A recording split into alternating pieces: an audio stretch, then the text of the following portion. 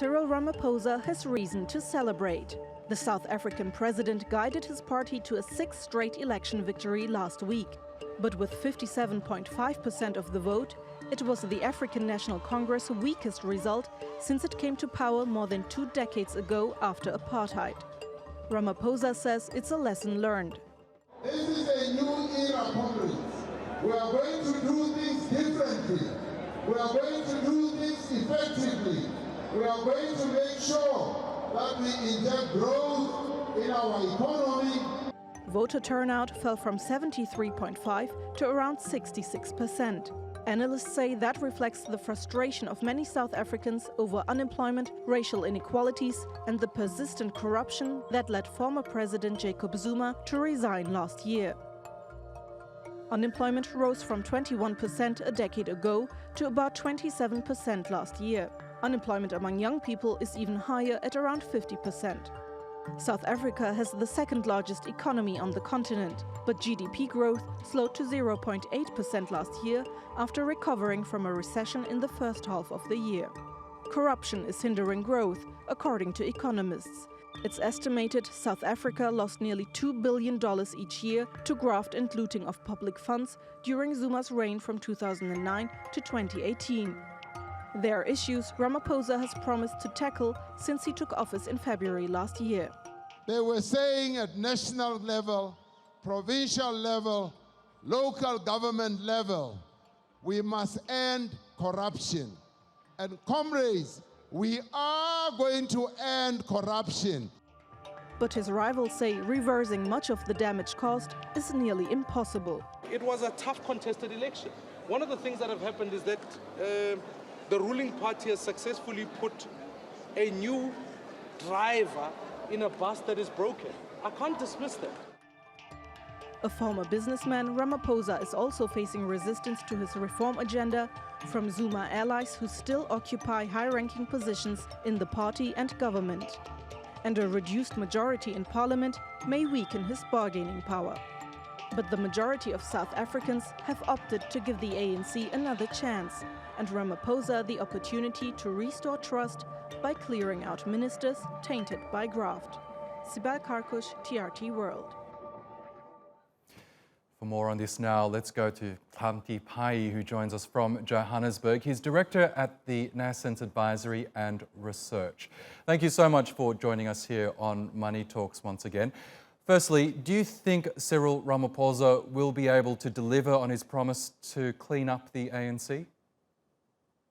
Look, I mean, I think it's too late now to clean up the ANC in the sense that, all party holders in the ANC have already been elected.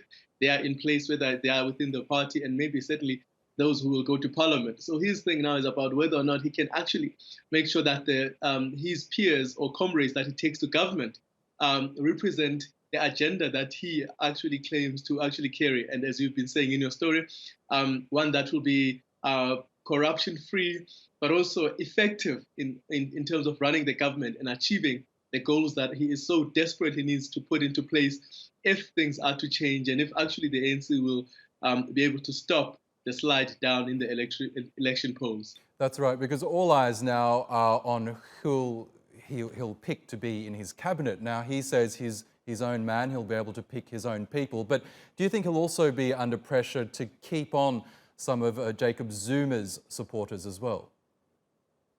Yeah, I mean, I think that, he's going to have to strike a really, really important balance there. One of the analysts, political analysts here, has said that actually, if he wants to govern effectively and efficiently, he's going to have to bring in some of the Zuma allies, because he does not want a situation in which they constantly are trying to block him in whatever he wants to do. Remember, in South Africa, the parliament is a very, very important part of policy making for the government, and of course, because those are lawmakers, and they are in the majority. And they are going to be in parliament because they have been elected to be members of parliament. So it's going to be nearly impossible for him to leave them behind. Now, the strategy for him is in what manner and in what degree does he actually make sure that he brings them close enough to be able to govern, but far enough that they don't actually interfere with his agenda. That's a very delicate balancing act there. But can you just tell us, how closely linked are the two issues, the attempt to fight corruption within the ANC and his promises to revive the South African economy? Look, I think one must really realize that actually the reason corruption in South Africa is not really and on its own a political issue. It's actually an economic issue. Remember, many people are excluded from the mainstream economy. Inequality, poverty, and certainly because of, obviously, of the history of South Africa in terms of education and opportunity. Many people have only one place to go, which is the politics and which is government, in order for them to be able to access economic opportunities. And that's why we've seen such heavy graft, because people can only get opportunities through tendering, through government processes, government deals, government contracts, because the private sector is still very much held in the hands of the elite or the small white minority, and they have not been very open in terms of actually allowing that to open. So certainly one of the key things that we have to recognize is that corruption itself is actually an economic issue rather than a political issue. So it's going to be very difficult. It's difficult to actually separate the two because they so go hand in hand.